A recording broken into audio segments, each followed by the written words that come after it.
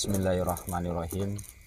Assalamualaikum warahmatullahi wabarakatuh. Waalaikumsalam warahmatullahi wabarakatuh. Bismillah, alhamdulillah, wa syukurillah wa nikmatillah, wa la hawla wa la quwata illa billah, amma ba'du.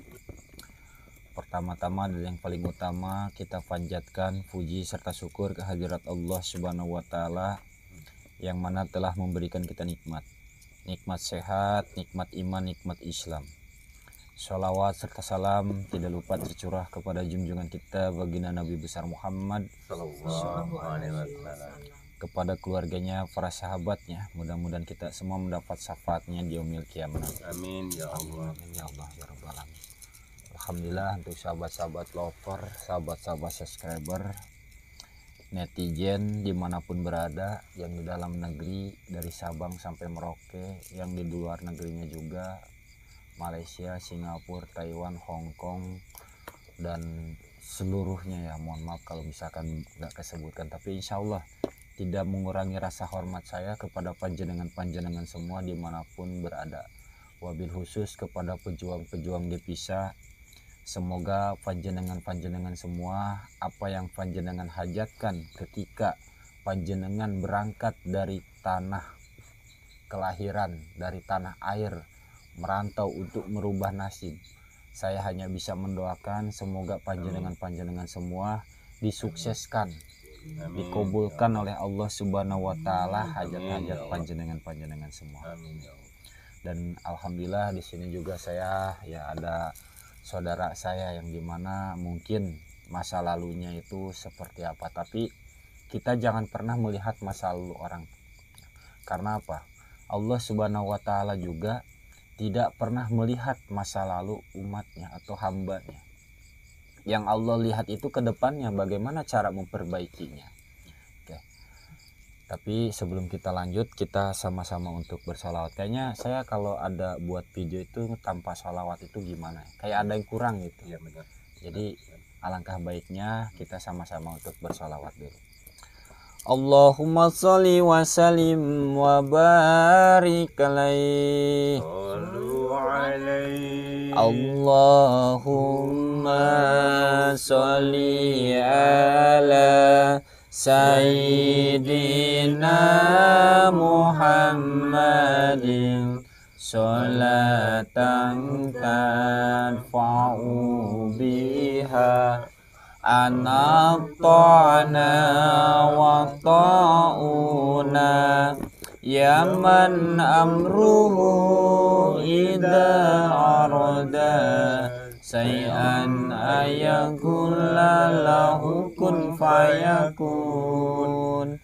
Allahumma sholli ala Sayyidina Muhammadin sholatan tanfa'u biha anata'na wa ta'una ya man amruhu idha arada say'an ayakulla lahu kun fayakun. Allahumma sholli wa sallim wa barik. Alhamdulillah, terima kasih banyak untuk saudara-saudaraku semuanya yang sudah sama-sama ikut bersolawat ya, yang ada panjenengan yang lagi nonton maupun yang di sini. Semoga ketika kita istiqomah untuk mengamalkan sholawat, insya Allah kita akan mendapatkan syafaatnya. Amin ya Allah. Amin. Karena gini loh, kita ini sebagai manusia yang dimana kita ini muslim itu diwajibkan ya kan, diwajibkan oleh Allah Subhanahu wa taala untuk sholat. Nah, Allah menyuruh umatnya itu, menyuruh manusia untuk sholat. Dan ketika Allah menyuruh untuk sholat, sekarang kita makna Allah sholat ya? Enggak. Ya kan? Nah, nggak tahu ya kan, tapi yang pastinya kan enggak kan, pasti kayak gitu. Tapi ketika Allah menyerukan kita sebagai umatnya semuanya untuk bersolawat, malaikat juga semuanya juga pada bersolawat, dan Allah juga ikut bersolawat. Nah bayangkan, Allah aja ikut bersolawat. Iya. ketika kita manusia yang enggak bersolawat itu dicapnya itu manusia yang sombong. Ya, alhamdulillah. Jadi mudah-mudahan kita semua ini bisa terus untuk bersolawat setiap harinya. Ya paling tidak kita itu terus mengingat gitu kan, ingat. Jadi yang saya maknai, yang saya pelajari ini tentang hidup, mungkin udah pernah mendengar hirup ya. Hirup eta teh aya 3 cenah. Nu pertama hirup eling, hirup cicing, hirup nyaring. Ya kan? Nah, hirup eling. Nah, hirup eling itu kan kita ini sebagai manusia yang dimana kudu eling. Kudu mengingat. Harus ingat, bahasa Indonesia itu harus ingat atau sadar. Nah, jangan hirup cicing. Hirup cicing itu seperti apa? Seperti pohon. Hidup tapi cicing, hidup tapi diam. Hidup pohon itu tapi diam, ya kan. Terus yang hirup nyaring, hidup tapi udah bangun. Seperti apa nih? Ayam, ya kan. Itu kalau di tempat terang itu hidup, bangun. Kerjanya apa? Makan. Makanya kita jangan seperti itu. Bagaimana ketika kita ini sebagai manusia yang hidup harus sadar, harus eling. Jadi eling, kita ini harus tetap sadar. Nah, itu satu. Nah, dilanjut lagi. Ketika kita memaknai tentang manusia, kan banyak di luar sana ini kita ini melihat berbicara yang goib. Kita nggak usah yang menggoib-goibkan yang jauh-jauh dulu. Kegoiban yang ada di diri kita dulu aja pahami, ya kan? Hidung ini juga goib kan. Coba ketika hidung kita ini menyium wangi-wangian seperti ini ada minyak wangi, dan ini ada minyak, ya kan, minyak ini kan gini wangi, enak, seger. Tapi coba bau tai latung atau bau tai kotok, bau tai ayam, pasti yang goibnya tuh nggak suka. Tutup kan. Nah itu kan goib kan, yang goibnya karena nggak suka. Nah itu jangan kita pernah menggoib-goibin jauh-jauh dulu, yang ada di diri kita aja dulu. Nah terus kita maknai juga tentang manusia. Manusia itu kan goib juga ya, manusia goib. Kenapa manusia bisa dikatakan goib? Karena ini kan kita wujud ya kan. Dari aqaidul iman aja kan yang pertama di ini kan itu wujud. Makanya kan saya di pondok itu mengajarkan kepada anak-anak itu bukan untuk sholat dulu, tapi untuk mengenali dulu aqaidul iman ini. Aqaidul iman kan mengenal sifat-sifatnya Allah. Jadi kenalin dulu sifat-sifatnya Allah. Baru dari situ kita ke praktek wudhu, praktek sholat. Itu tahapan dasarnya.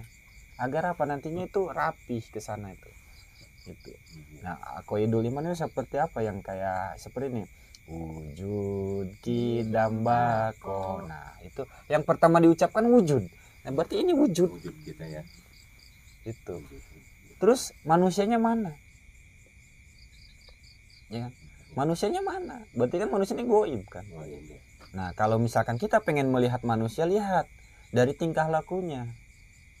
Yang kalau manusia itu bisa dilihat dari tingkah lakunya.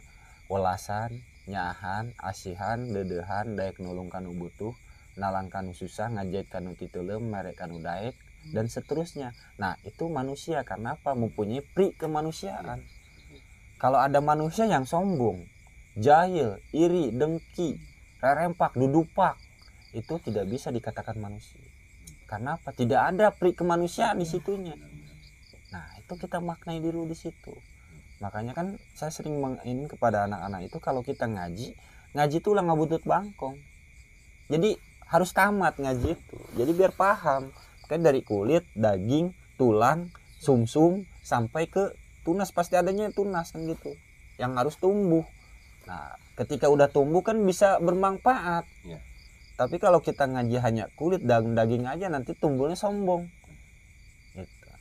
Seperti itu. Nah, itu tentang manusia. Jadi kita harus memahami. Karena di sini juga ada hadisnya juga kan yang berbunyi, yang kalam-kalamnya ulama di situ udah dijelaskan. Man arofa nafsahu wa man arofa rabbahu. Barang siapa yang kenal kepada dirinya, tentu dia akan kenal kepada Tuhannya. Bagaimana kita kenal kepada Tuhan kita, diri kita sendiri aja nggak kenal. Coba ketika kita saya mah hanya berpasrah diri aja kepada Allah. Bagaimana Allah?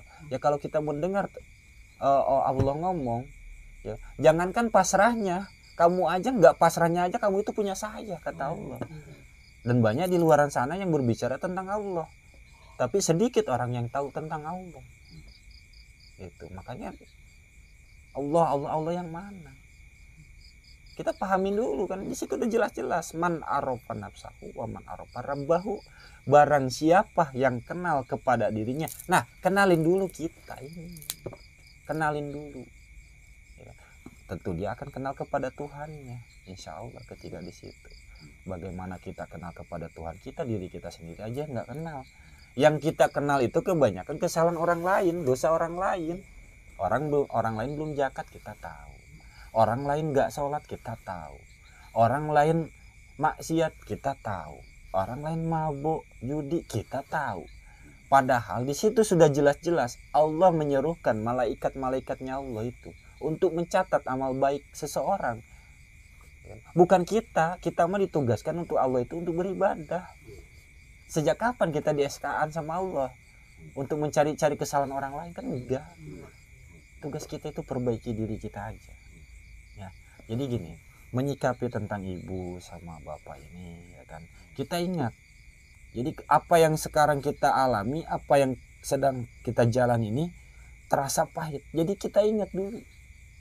Jadi muhasabah diri sini, muhasabah diri, introspeksi diri dan kaji diri. Nah ini cara belajar untuk ya kenal kepada diri kita.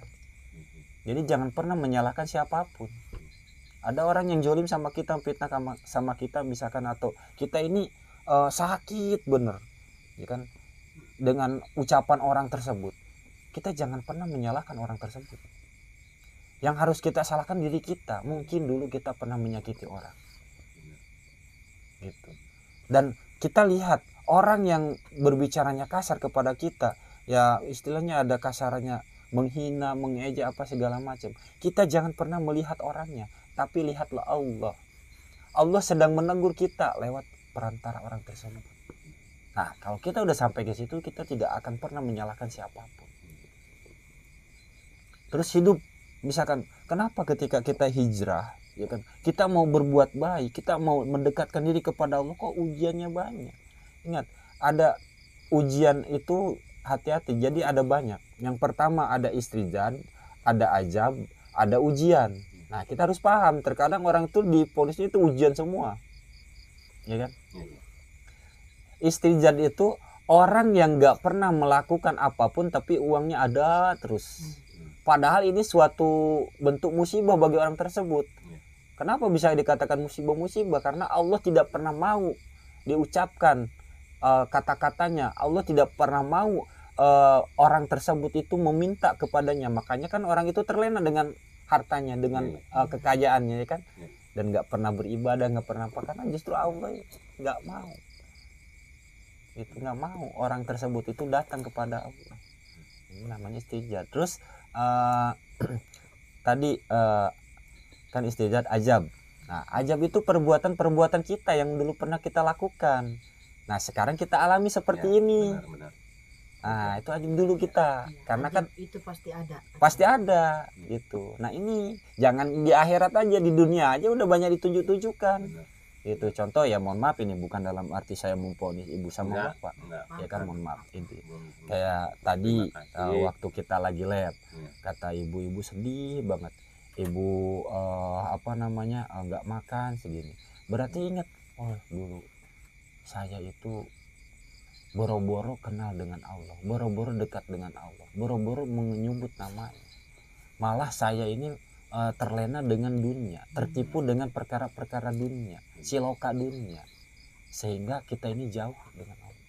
Sedangkan kita ini sekarang lagi mau belajar untuk melihat kenapa terjadi seperti ini. Nah, ini ajab yang dulu kita alami. Nah, terus kita sabar. Nah, ujian itu bagi orang yang beriman. Bagi orang yang beriman yang sudah melakukan hal kebaikan tapi dapatnya susah, ini ujian. Karena apa? Nanti Allah udah menyiapkan surganya di sana untuk orang tersebut, kalau orang tersebut tetap sabar. Makanya bukan dalam arti saya ini, makanya tetap bersabar. Ketika kita hijrah, apapun yang terjadi kita siap. mendapati semuanya. Contohnya ibu sama bapak sebagai kepala rumah tangga, ibu sebagai makmum dalam rumah tangga tersebut. Nah, ibu ini bagaimana bisa patuh kepada suami, ucapan-ucapan suami? Karena apa? Surganya seorang istri itu di bawah telapak kaki suami. Walaupun kita udah masih punya orang tua kita masih utuh, misalkan ibu sama bapak kita masih ada, tapi kita memiliki suami, tetap yang harus kita ikuti adalah suami. Karena apa? Ketika kita ijab kabul, saya terima nikahnya si Fulan bin Fulan dengan seperangkat mas kawin sekian-sekian, itu artinya apa? Dan disaksikan sama ribuan malaikat, saya terima dosanya si Fulan bin Fulan dari ujung rambut sampai ujung kaki. Bahkan saya terima juga semua dosanya anak si Fulan yang dilahirkan, termasuk anak saya juga. Saya terima semua dosa-dosanya. Jadi sudah ditanggung dosanya ini sama suami. Jadi nanti di penghisapan itu, sebelum anak dan istri kita masuk surga, suaminya jangan dulu. Tahan dulu. Nanti dipertanyakan dulu, kamu cara mendidik anak itu dulu bagaimana? Kenapa anak kamu seperti ini? Apakah kamu tidak mendidiknya? Kamu dulu menafkahi anak istri kamu itu dari uang mana? Apakah ada hasil riba? Apakah ada hasil yang tidak baik? Halal apa segala macam? Dipertanyakan semuanya itu ada. Gitu. Tapi ya selama kita membimbing, mengarahkan anak istri kita ke jalan yang benar, ya kan, terus dan terus. Tapi kalau kita membiarkannya, nah itu yang harus lebih bahaya lah. Dan istri tetap harus patuh. Ingat ya zaman Fir'aun itu, istrinya masuk surga kalau nggak salah itu Fir'aun itu istrinya. Ya. Padahal tahu dia suaminya seperti itu, tapi dia tetap berbakti kepada suaminya. Ini kalau nggak salah ya, yang wallahualam bisa, kalau nggak salah itu seperti itu. Gitu. Dia tetap berbakti kepada, pada suaminya seorang yang zolim, tapi dia tetap berbakti, tapi dia tetap apa semua itu kelakuan kebaikan-kebaikannya jalan, walaupun dia tahu suaminya salah. Nah, makanya ibu tetap harus mendengar apa kata suami. Jangan pernah kita membentak suami. Karena apa? Ajab nanti akan datang kepada kita. Seorang istri itu patuh apa yang dikatakan suami. Karena gini, Rasulullah aja dulu, ya ini tentang istri ya, Rasulullah bukan Rasulullah, sahabat itu dulu ketika mau perang bersama-sama Rasulullah, dan ketika mau keluar dari rumah dia berpesan kepada istrinya, kalau saya belum pulang ketika saya berperang, kamu jangan pernah sesekali keluar dari rumah, semuanya udah saya cukupi ketika selama saya berperang. Nah di situ akhirnya patuhlah dia berangkat. Ketika berangkat baru 2 hari datang saudaranya untuk mengabarkan kepada si istri ini, mengabarkan bahwasanya orang tuanya sakit. Nah si orang istri ini, mohon maaf saya nggak bisa menjenguk ke adiknya itu karena suami saya nggak ada, bilang aja salam ke ibu. Akhirnya dengan sangat terpukul hati seorang adiknya itu dan menangis bahwasanya tidak bisa mengajak pulang kakaknya ini tersebut. Nah akhirnya disampaikanlah sama ibunya. Terus serang sehari lagi datang lagi mengabarkan bahwasanya ibunya itu meninggal. Terus apa jawabannya si kakaknya ini? Mohon maaf suami saya belum pulang. Saya ada amanah dari suami saya bahwasanya kalau suami saya belum pulang saya tidak boleh keluar. Dengan hati yang penuh kehancuran dan nangis, seorang adik ini pulang tanpa kakaknya, dan dia masuk nangis seorang istrinya, si istrinya ini tuh, si istrinya sahabat ini, dan adiknya juga pulang nangis mengabarkan kepada keluarga yang udah ngumpul di sana bahwa suaminya belum pulang. Bagaimana patuhnya seorang istri ini. Terus jaminannya ibunya apa? Jaminan ibunya itu surga. Karena apa? Sudah mendidik anaknya yang menjadi anak yang berbakti kepada suaminya. Surga jaminan ibunya. Dan si istrinya ini dosa enggak? Enggak. Kan, Mas. Bahkan udah memberikan surga kepada ibunya. Seperti itu. Bisa, makanya kita sebagai seorang istri itu harus patuh kepada suami. Mau kondisi apapun suami kita harus patuh. Gitu. Ya. Dan seorang suami juga sama seperti itu, hati-hati jangan pernah kita ini zolim kepada istri kita, mengkhianati, menyakiti. Karena apa? Doa suksesnya seorang laki-laki itu ada di doa istri. Nah, makanya kan berusaha dan berdoa. Suami yang berusaha, istri yang berdoa. Itu berusaha dan berdoa itu jadi sejalan. Seperti itu ya. Untuk Kidalung juga sama Kidarto juga, ini mudah-mudahan kita kepahami situ. Jadi intinya kita ada kajian sedikit tentang penguatan ya, tauhid kita kuatkan lagi kepada Allah, keimanan kita kuatkan lagi, dan keyakinan kita kuatkan kepada Allah Subhanahu Wa Taala. Ustaz, saya mampu, saya bisa. Amin insyaallah. Dan ketika panjenengan bisa, ya memang harus bisa, nanti panjenengan akan sukses. Dan jangan pernah sesekali kita ini menggantungkan hidup kepada manusia. Kalau kita sesekali menggantungkan hidup kita kepada manusia, sakit hati yang kita dapatkan. Gantungkanlah hidup kita itu hanya kepada Allah Subhanahu Wa Taala.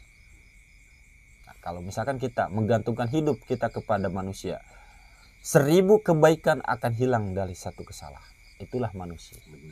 Tapi ketika kita menggantungkan hidup kita kepada Allah, 1000 kesalahan akan hilang dengan 1 kebaikan. Itulah Allah. Nah, itu. Jadi kita itu jangan pernah sengit. Dan nanti ketika kita belajar agama, jangan lupa juga belajar tentang kemanusiaannya. Agar apa? Habdu minallahnya ada, habdu minannasnya ada. Baik kepada Allah, baik kepada manusia. Jadi bagaimana kita bisa memanusiakan manusia? Gitu. Harus seimbang. Kita misalkan lagi belajar agama, kita udah belajar bisa pergi ke masjid, alhamdulillah. Terus ke majelis taklim, alhamdulillah. Nah, hati-hati di situ. Nanti jangan pernah kita sesekali ada orang mabuk kita merendahkannya. Kedengaran ada orang lagi maksiat, terus dengar kita itu kenal, kita merendahkannya bahwa kita lebih mulia. Jangan, hati-hati. Anggap ketika ada teman kita melakukan maksiat, anggap diri kita lah yang lebih rendah dibanding orang teman kita. Kita melihat orang sedang mabuk pada rendah, tapi anggaplah diri kita yang lebih rendah dibanding orang. Karena apa? Gak ada yang tahu ketika dia udah melakukan maksiat, dia nanti malamnya bertobat, taubatan nasuha, tobatnya, sedangkan kita terlena dengan kebaikan-kebaikan kita. Hati-hati ya. Karena apa? Allah lebih menyukai orang yang berdosa tapi bertobat ketimbang ketimbang orang yang istilahnya baik, alim tapi sombong. Kan sekarang ini kita lihat banyak. Kita ini enggak menyebutkan namanya, tapi banyak contoh-contohnya. Orang ini pandai dalam Al-Quran, pandai hadis, apa bedanya dengan iblis? Iya, betul. Iblis ahli ibadah, ahli riwayat, ahli hadis, sejarah tahu, semuanya tahu. Bahkan iblis itu imamnya para malaikat. Kenapa iblis tidak menjadi kekasih Allah? Karena ada kesombongan itu. Merasa dia paling itu merasa dia paling baik, paling benar. Padahal hidup itu bukan siapa yang terbaik dan siapa yang paling baik, tapi bagaimana kita tetap terus melakukan kebaikan walau sering kebaikan kita ini sering disalahartikan. Terus saja manusiawi. Kita ini pangkat-pangkatnya manusia, akhir zaman tempatnya salah.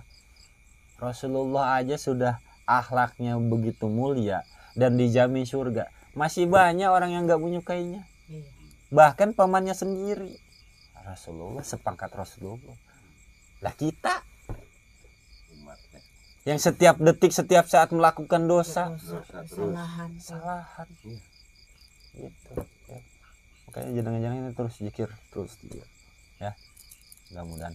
Terus nanti ini next kembali, ini mohon maaf ya untuk para sahabat-sahabat juga, mohon maaf kalau ada salah-salah kata dari saya yang keluar ya, itu semuanya datangnya salahnya dari saya pribadi. Karena apa? Saya ini tempatnya salah dan dosa. Seperti jadi saya mohon maaf kepada panjenengan semuanya di sini dan yang lagi nyimak juga di sini, mohon ampun kepada Allah kalau ada salah-salah kata. Nah ini next perkara, kita lanjut perkara siluman babi. Kan jenengan katanya udah dibuang ya media-medianya, Sudah. udah dibuang. Nah, bagus sih, buang itu kayak gitu. Karena apa? Itu nanti yang akan menyesatkan kita. Nanti kalau kita kurang tauhid kita ini, jadi nanti kita percaya kepada benda. Ya, benar. Gitu. Benar, Itu hati-hati. Nah, Makanya bagus. Kalau dibuang semua itu. Kalau kita takut tergelincir, nah lebih baik kita buang. Gitu. Buang Tapi semua. kalau bagi yang bukan berbentuk benda, Pak Ustadz, seperti saya nih, ada susuknya. Nah, itu seperti apa itu? nah itu Membuangnya. itu kan kalau perkara susuk itu dulu apa yang suruh dilanggarnya itu dilanggar. Pantangannya ini gini, dilanggar itu. Jadi biar hilang. Gitu. Udah saya langgar, tapi ketika saya badan nggak enak, seluruh tubuh sakit Oh, semua. nanti jenengan belum pernah diruqyah sama saya ya? Ya, belum. Nanti ini belum pernah diruqyah ya? Iya, saya juga kadang lupa. Mohon maaf. Nanti saya akan bawakan alat-alat ruqyah, nanti saya ruqyah. Ya. Terima kasih. Kita ruqyah biar hilang, biar rontok semua. Ya Allah. Itu Banyak nanti. ya Allah. Ya. Nah, nanti panjenengan ngikut sama saya aja Ya. untuk nanti memantau pergerakan si babi itu. Iya. Ya. Jadi tapi jenengan mah nanti jikiran aja nggak apa-apa di sini. Hitung jagin, takutnya si babi itu datang ke sini. Ya. Gitu. Nanti jenengan ikut sama saya aja. Siap, siap. Nanti kita gunakan media ini nih. Nah, ini sebagai untuk pancingan nanti. Ya. Untuk Bagus pancingan insya Allah. Untuk pancingan Bagus, bagus. agar dia ini kan yang dicari nanti pasti jenengan. Iya, karena kunciannya ada sama jenengan. Iya, iya. Gitu. Nah, untuk para sahabat juga semua silakan ini kalau mau minyaknya ini yang termurah nih. Saya kasih harga 100.000 lah, monggo silakan. Nggak mahal-mahal, nggak sampai jual mertua kok, aman. Aman ya. Nah, ini madu hitamnya, madu hitam ini untuk mengobati penyakit medis dan non medis. Medisnya seperti apa? Stroke, asam urat, rematik, kanker, terus masih banyak yang lainnya. Dan di sini ada madu asma bawang lanang juga nih. Monggo silakan. Bagi yang beli 4 nanti saya bonusin 1 biar ada promo. Tapi belinya 4 yang untuk saat ini. Belinya 4 saya kasih bonus 1. Monggo silakan. Oke, ya seperti itu aja ya. Jadi kita berjalan aja nih, takut keburu ini malam ya kan. Ya. Nanti si ini pergerakannya lebih ini. Babi. Oke, mungkin seperti itu. Dan di sini saya sekali lagi mohon maaf kalau ada ucapan-ucapan saya yang salah, terus yang kurang enak didengar. Jadi saya mohon maaf kepada panjenengan semua. Ya, terima kasih atas panjangan Pak Ustadz ini. Ya, alhamdulillah, intinya kita kuatkan lagi lah tauhid kita, keyakinan kita kepada Allah. Jadi Ya Allah. jangan pernah sesekali kita takut lapar. Ketika kita takut lapar, kita rasa was-was, ketakutan itu akan terjadi. Kita nih, saya akan lapar. Kita takut miskin, itu tak akan terjadi, kita akan miskin. Karena apa? Dari rasa ketakutan itu. Iya, iya, iya. Udah nggak usah takut sih, yang mempunyai kita itu siapa? Maha segalanya. Iya, iya. Nih saya ada cerita sedikit lagi ya. Mohon maaf, ini sedikit lagi. Jadi tentang keyakinan ini ya. Ada seorang ya ustadz yang sedang dicukur. Terus tukang cukurnya ini bertanya, "Ustadz, ternyata Allah itu tidak ada." Kata tukang cukur. Lah kata ustadz, "Lah kenapa kamu bisa berbicara Allah tidak ada? Kalau memang Allah ada, ya kan? Terus kenapa masih banyak orang-orang miskin di luar sana? Kenapa masih banyak orang-orang yang kelaparan di sana?" Ya kan? Seperti itu. Terus kata tukang cukurnya, sedangkan Allah itu maha segalanya, maha kaya, maha segalanya. Kenapa masih ada orang yang lapar di luar sana? Dan kenapa masih ada orang miskin di sana? Nah, Bingung nih si ustadznya ini mau jawabnya ini. Akhirnya selesai nyukurnya. Selesai udah belum kejawab tuh pertanyaannya itu karena bingung jawabnya apaan gitu kan. Nah akhirnya keluarlah dari tempat cukur itu. Nah baru mau keluar tes baru selangkah ngelihat orang gila di depan itu yang rambutnya gondrong. Nah baru dapet nih si ustadz ini nih jawabannya. Masuk lagi langsung di iniin kepada tukang cukur ini. Bang, Kang, ya ustadz kenapa? Ternyata di dunia ini tukang cukur ini nggak ada ya. Lah kenapa ustadz ngomong tukang cukur nggak ada katanya? Kan ini saya tukang cukur, ustadz juga kan udah dicukur sama saya. Terus kata ustadznya apa? Kalau memang di dunia ini ada tukang cukur, kenapa di depan itu ada orang yang gondrong, orang gila yang gondrong? Itu jangan salahkan saya tukang cukurnya, tapi salahkan orang gila itu kenapa nggak datang sama saya. Lah dibalikinlah sama ustadz. Nah sama juga. Ustadz jangan ngomong apa tuh, Akang jangan ngomong tuh Allah tidak ada. Jangan salahkan Allah ketika ada orang yang miskin. Jangan salahkan Allah ketika ada orang yang lapar. Kenapa orang yang miskin dan yang lapar ini tidak datang kepada Allah? Seperti itu. Ya. Paham kan maksud saya di situ? Alhamdulillah. Oke, untuk sahabat-sahabatku semuanya dimanapun berada yang dirahmati Allah, yang dimuliakan Allah, di kesempatan ini kita sudahi perjumpaan kita. Mohon maaf kalau ada salah-salah kata, yang salah datang dari saya pribadi, yang benar datang dari Allah Subhanahu wa taala. Dan di sini saya mau undur diri dulu dan saya tetap mengingatkan kepada panjenengan-panjenengan semua, sehebat apapun kalian, sesakti apapun kalian dan sekaya apapun kalian, jangan pernah tinggalkan sholat. Kalau kalian dengan sengaja meninggalkan sholat, tahu banyak kalian itu seperti sampah. Mari kita perbaikin lagi ibadah kita kepada Allah Subhanahu wa taala, perbanyak lagi untuk baca sholawat. Sholawat itu tidak salah, yang salah itu orang yang nggak pernah membaca sholawat. Kita barengnya nanti ya. Akhir kalam, assalamualaikum warahmatullahi wabarakatuh.